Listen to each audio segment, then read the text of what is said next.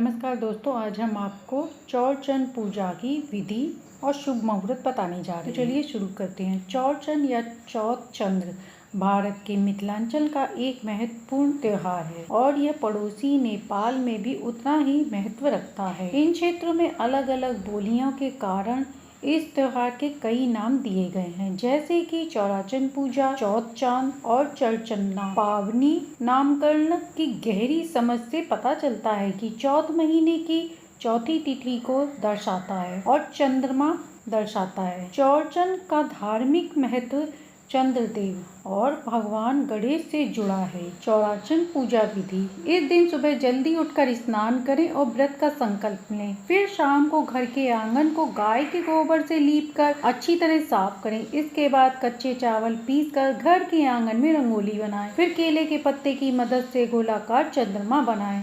इसके बाद विभिन्न प्रकार के मीठे व्यंजन बनाकर भगवान को भोग लगाएं। फिर चंद्रदेव की पूजा करें।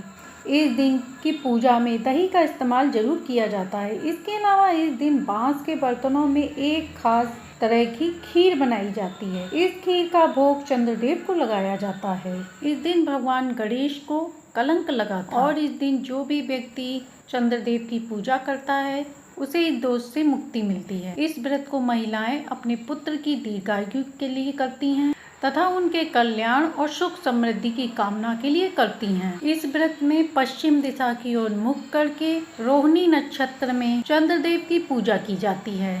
इस साल 2025 में चौरचंद पूजा का शुभ मुहूर्त है। इस बार ये पूजा 26 अगस्त दिन मंगलवार को मनाई जाएगी। भाद्र पक्ष माह की शुक्ल पक्ष की तिथि 26 अगस्त 2025 को दोपहर 1:11 तक तथा यह तिथि समाप्त होगी 27 अगस्त 2025 शाम 6:30 बजे तक। इस व्रत को महिलाएं पूरे दिन निर्जला रखती हैं तथा शाम को चंद्रदेव और गणेश जी का पूजन कर ब्राह्मण को भोजन करा परिवार के सभी सदस्यों को भोजन कराकर भोजन ग्रहण करती हैं। इस दिन पूजा में दही का विशेष महत्व। इस दिन भगवान गणेश को और चंद्रदेव को भोग में फल, मिठाई, गुजिया, खजूर, मीठी पूरी आदि चढ़ाया जाता है और साथ ही चावल की खीर बनाकर भी चढ़ाया जाता है। ये सारे पकवान शुद्ध चूल्हे पर स्नान के पश्चात ही बनाए जाते हैं। इस दिन घर की बुजुर्ग महिला निर्जल व्रत रखकर यह पकवान आदि बनाती हैं। शाम के समय आंगन को साफ करके तैयार किया जाता है, जिसमें चंद्रदेव का चित्र बनाया जाता है, कलश बिठाया जाता है। घर में जितने भी लोग हैं उतने पकवानों से भरी डाली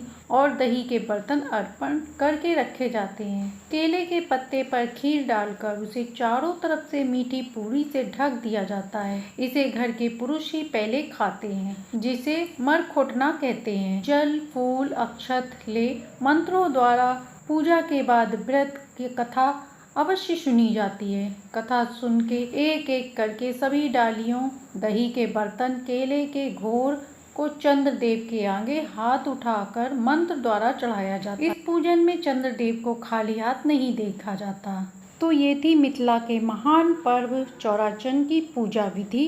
गणेश पूजन से हर प्रकार के संकटों का नाश होता है, रिद्धि सिद्धि का घर में वास होता है तथा शुभ लाभ भी मिलता है।